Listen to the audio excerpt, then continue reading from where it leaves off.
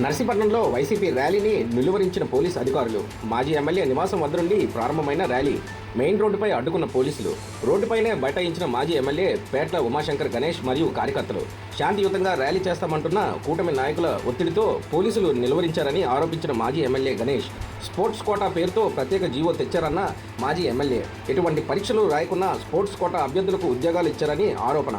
తప్పు చేయని పక్షంలో సిబిఐ విచారణకు ఎందుకు వెనకడుగు వేస్తున్నారని ప్రశ్నించిన మాజీ ఎమ్మెల్యే.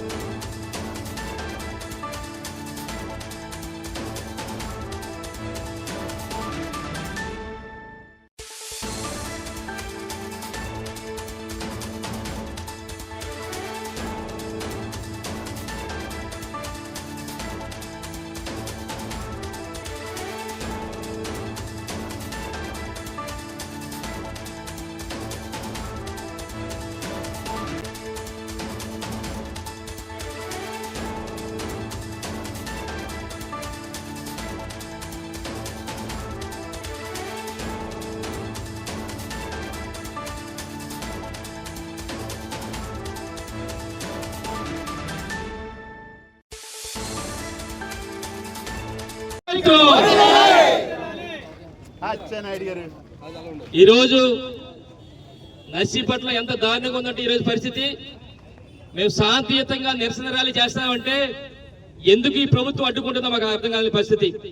మేము కేవలం ఈ రాష్ట్రంలో విద్యార్థుల కోసం ఏదైతే డిఎస్ఎల్ అక్రమాలు జరిగాయో దానికి నిరసన వ్యక్తం చేసి ఈ రోజు కార్యక్రమం చేస్తుంటే మరి కూటమి నాయకులందరూ కూడా ఒత్తిడి తీసుకొచ్చి ఈ రోజు మరి నిరసన ర్యాలీ చేయకుండా రోడ్ల మీద మరి అడ్డుకునే పరిస్థితి. ఈ రోజు ఒకటి చెప్పాలి, ఈ రోజు రాష్ట్ర వ్యాప్తంగా ప్రజలందరూ కూడా ఏదైతే డిఎస్సి 2025లో సుమారుగా 16,000 మంది ఉద్యోగాలు మరి తీయడం జరిగింది.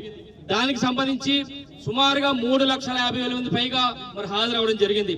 అయితే ముఖ్యంగా దీనిపై ఏ విధంగా అవతకలు జరిగాయో, ఏ విధంగా అక్రమాలు జరిగినాయో వైఎస్ఆర్ కాంగ్రెస్ పార్టీ రాష్ట్ర అధ్యక్షులు వైఎస్ గారు ఇప్పటికే ఆధారాలతో సహా ప్రతి ఒక్కరికి కూడా ప్రజలందరూ కూడా చెప్పడం జరిగింది. ముఖ్యంగా ఏ విధంగా జరిగిందో ఒక్కసారి మీకు ద్వారా ఈ రాష్ట్ర ప్రజలు కూడా తెలియాలి. ముఖ్యంగా చెప్పాలంటే ఈ రోజు ఈ 16,000 ఉద్యోగాలు గాను స్పోర్ట్స్ కోటా కింద సుమారుగా 471 ఉద్యోగాలు తీయడం జరిగింది. మరి ఎంత దారుణం అంటే ఈ 471 పోస్టులు కూడా రాత పరీక్ష లేకుండా మరి స్పోర్ట్స్ ఆధారంగా ఏదైతే స్పోర్ట్స్ కోటా ఉందో దాని ఆధారంగా ఎంపిక చేశారు. ఎటువంటి రాత పరీక్ష అవసరం లేదు దీనికి.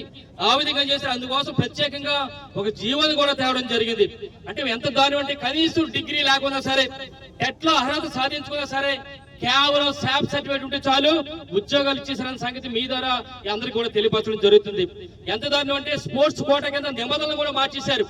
ఏదైతే నిబంధనలు ఉన్నాయో గతంలో జీవో నెంబర్ 74 ప్రకారం స్పోర్ట్స్ కోటా 2% ఉండేది. 2%తో పాటు ఈ 74 జీవో ఏమని చెప్తుందంటే ఎవరైతే ఇతర అభ్యర్థులు ఉన్నారో వారితో పాటు సమానంగా అనర్హతలు కలిగిన సంబంధిత పోస్టుకు పరీక్ష రాయాలని క్లియర్ గా జీవో నెంబర్ 74 చెప్తుంది. 2% పెంచుతూ ప్రతి ఒక్కరు కూడా అందరితో పాటు సమానంగా పరీక్ష రాయాలని చెప్పి చెప్పడం జరిగింది గతంలో 74 జీవో. కానీ ఈ రోజు డిఎస్సి 2025లో జరిగింది ఏంటంటే కొత్తగా ఒక జీవో తీసుకొచ్చారు, జీవో నెంబర్ 447. దీని ద్వారా ఏం చేశారంటే ఎవరైతే స్పోర్ట్స్ కోటా ఉన్నారో అభ్యర్థులు పరీక్షలు రాయని అవసరం లేదు, పరీక్షలు రాయకుండా మిమ్మల్ని ఎంపిక చేస్తామని చెప్పి కొత్తగా ఒక జీవో తేవడం జరిగింది. అంటే ఈ కోటాని ఏదైతే 2% ఉందో 2% నుంచి 3% కూడా పెంచడం జరిగింది. అంటే ముఖ్యంగా చెప్పాల్సింది ఏంటంటే జీవో నెంబర్ 74 ఏం చెప్తుందంటే స్పోర్ట్స్ కోటా ఉన్నప్పటికీ కూడా స్పోర్ట్స్ సర్టిఫికేట్ ఉన్నప్పటికీ కూడా అందరూ సమానంగా తర్వాత అవసరం లేదు.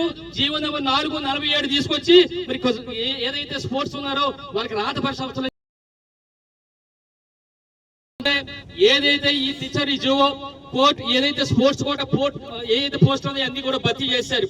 భర్తీ చేసి మళ్ళీ ఏం చేశారంటే ఏదైతే జీవో నెంబర్ 447 ఇచ్చారో మళ్ళీ దాన్ని రద్దు చేసి మళ్ళీ 56 తెచ్చారు. అంటే ఎంత దారుణం ఉందో ఈ రోజు అర్థం చేసుకోవాలి. ఈ కూటమి ప్రభుత్వం 74 జీవోలో అందరితో పాటు సమానంగా చేయాలన్నారు. మరి 4 జీవో నెంబర్ 4 47 ద్వారా పరీక్షలు అవసరం లేదు, స్పోర్ట్స్ కోట ఇవ్వచ్చు అన్నారు.